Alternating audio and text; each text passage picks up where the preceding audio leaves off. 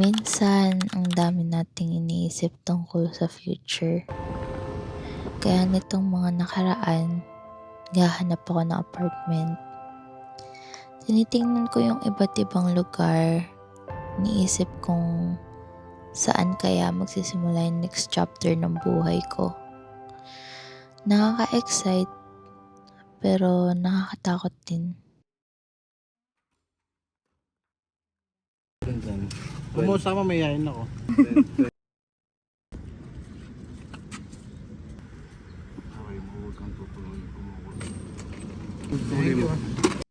Pagkatapos nun, duman kami sa dagat.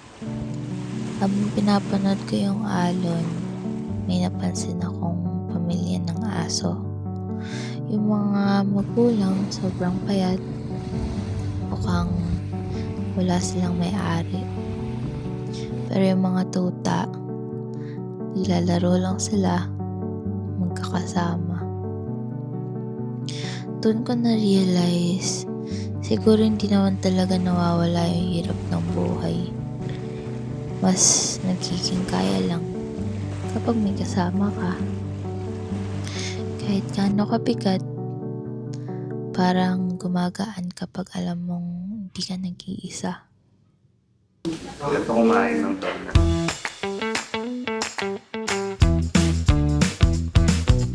Kinabukasan, simpleng araw lang. Kumain kami ng boyfriend ko.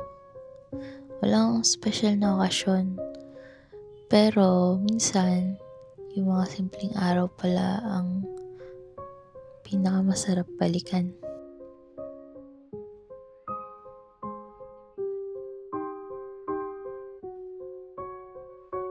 Tapos, bigla ako nagyaya sa friend ko si Isa.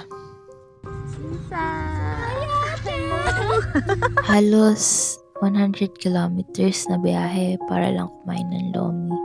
Si Isa nasa Maribeles, first time niya.